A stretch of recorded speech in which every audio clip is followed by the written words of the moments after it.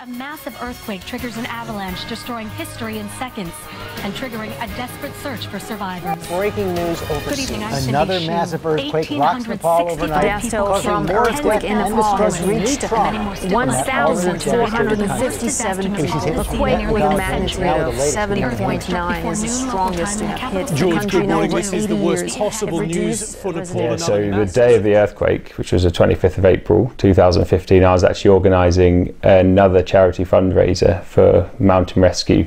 I think I was just at home and it just popped up on social media and on the internet. The devastation was pretty evident pretty fast. 1,865 people killed, tens of thousands homeless, and many more still unaccounted for tonight after the worst disaster Nepal has seen in nearly a century. The initial event happened 6 weeks after the earthquake, and the idea came from a previous event we had done called Striding Edge by Torchlight.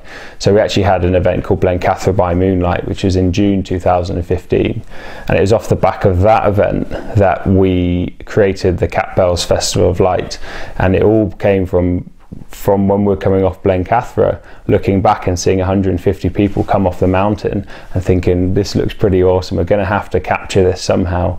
And with that, Cat Bells was born, and we got that amazing image in 2016, and then off the back of that, the Lakeland Festival of Light and what we created in Braithwaite. So we decided to work with Phase Worldwide and the Lakeland Festival of Light because we were keen to work with a charity who were proactive, doing some really good projects, someone who maybe isn't quite as much in the public eye as previous charities we've worked with.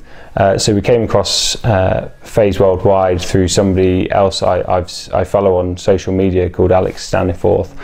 He's an ambassador for them, and I could just see that they were doing some excellent projects, and I really wanted to collaborate with them and raise some vital funds for the projects that they're doing out in Nepal. The crowd started congregating at about 5 o'clock in Keswick, and it was very easy to see the atmosphere of the night was going to be pretty electric. We had raffle ticket sales going on, we had people making their donations, we had cake sales, and then of course there was my brief with the marshals who I was going to send up on the hill to look after everyone. The photographers were already out and about getting their positions as well. Phase Worldwide turned up on the night with quite a crew of people to support the event. This ranged from just supporters to trustees. Their communications manager John was there, who I'd done a lot of talking with before the event, and the director of the charity, Sarah, was also there. So Phase Worldwide is an organisation that's been working in Nepal for 12 years. We support integrated community development programmes of health, education and livelihoods, and over the last 2 years we've been doing a lot of work to support the rebuild after the earthquakes in April 2015. So today's event, Lakeland Festival of Light, we've got around 600 to 800 people going up into 3 fells behind me to light up the mountains with Nepalese prayer flags. Everybody's kindly made a donation, and that money will go directly to support people who were affected by the earthquakes in Nepal 2 years ago. So the rebuild is starting to happen, but it's really been very slow because of bureaucratic problems, because of the poverty that exists there. So we're really still trying to do a lot of work to help Nepal. We did a quick speech at the start, Sarah did a bit of a talk, and we did our raffle, and shortly after that everyone decided to make their way across to Braithwaite. So we're now heading from the briefing we just had in Keswick just to Braithwaite now. So the main group have set off walking, so about 2 miles, heading to Braithwaite to get themselves all lined up on the felt. The marshals are all in place, and yeah, just gotta get people up on the mountain and wait for darkness now. Everybody made the 2.5 mile walk from Keswick to Braithwaite, and when they got into Braithwaite they split onto the fells of Barrow, Starland and Outer Side, putting themselves on a mountain that would suit their ability.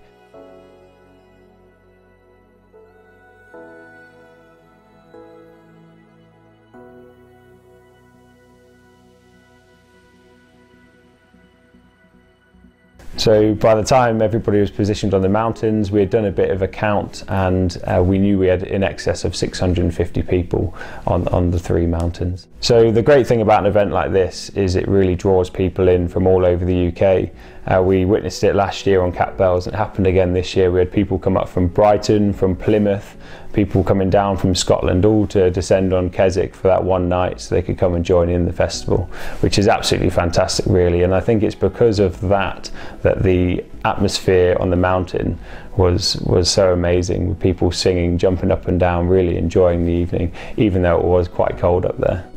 Well, we've come from Preston and I live in Workington.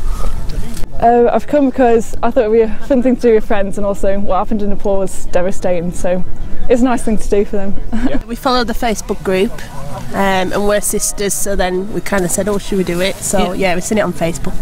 Saw the pictures from previous years. Yeah, last year. Have you been before, or is this your first time? No, first time. Yeah? Yeah. And are you hoping to get anything out of this, or are you just here for the walk along, or...? Well, it's amazing views, good crack, nice exercise picture afterwards with the lights. Yeah, I can't wait till it goes dark. Get the torches on. Great to be part of. Yeah, definitely. It's brilliant. I was just outside of Braithwaite coordinating the event, and you could see everyone kind of lining up, and because we had a bit of time to spare, people were getting themselves up to the summit so they could enjoy that, and then getting themselves all lined up on the mountain and waiting for darkness. Putting 650 people onto 3 mountains is quite a big task really, and I had quite a kind of fine vision of what I wanted to achieve from the evening. I knew that this wasn't going to be possible without the help of more people on the mountains, so I managed to recruit over 20 marshals to go and line the 3 peaks, and their task on the night was to make sure everybody was standing in a straight line, that they were all nice and safe. Obviously we've got a safety responsibility with these guys, and I know that this event wouldn't have been half as good as it was without the work that these marshals have done. How long do I have before I move them off the summit? Thank you, 15 minutes. The acetate runners are runners, they're going to run up that hill. That'll be quite interesting. They're coming out in about 10 minutes time. They've got different coloured bits of acetate, and the cunning plan is that the participants are going to put those over their head torch lamps. So they'll have their head torches off, standing here, this sort of level, put the acetate over there, and there'll be a row of 10 red colours and then a row of 10 green colours, and so on up the mountain. What's the idea behind that? Why? It's representing the flags on the Nepalese prayer flags. If you've seen those, you know they're all different colours as they go up. They're sending prayers up into the heaven. That's what it's all about. Listen up! So I was positioned just outside Braithwaite on the night so I could have a bit more of a coordination role, speaking to the marshals via radio and just making sure that everyone was separated on the mountain. We had dished out the acetate so everyone was ready to change the colour of their head torch, and like I say, I really had this fine vision of what I wanted to achieve on the night, and I needed everyone to pull together to achieve this, and when it happened it was absolutely incredible.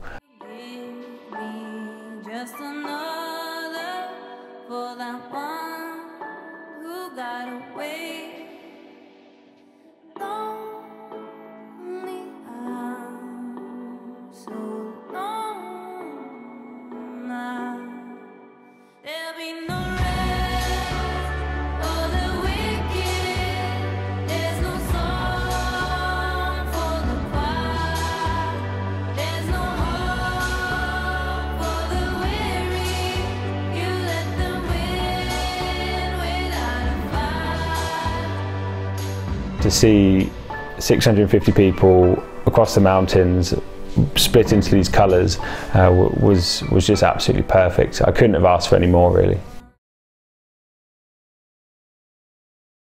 So these events can't happen without the support of everyone that decides to come along and participate in them, and on top of that is the fact that we are raising money for charity, and over the last few years we've raised over £10,000 at every event, and it's still climbing today. So I really need to thank everyone for taking their time out, their Saturday evenings, to go stand on cold mountains year after year to help make this visual spectacle happen. The thanks also have to go to the photographers for donating their time and their skills, and also to everyone who donates raffle prizes, bakes cakes, everything like that, because all that money is going to go to such a vital, worthy cause. So we get to enjoy a great spectacle and walk away from this event with an amazing picture, but the people at the other end who receive the money from their charity, it really is life-changing for them. Going forward, we're going to keep on doing these events as long as people want to come and keep on joining in. They're just going to get bigger and better. So if you're interested, just keep on coming along, because they're going to be great.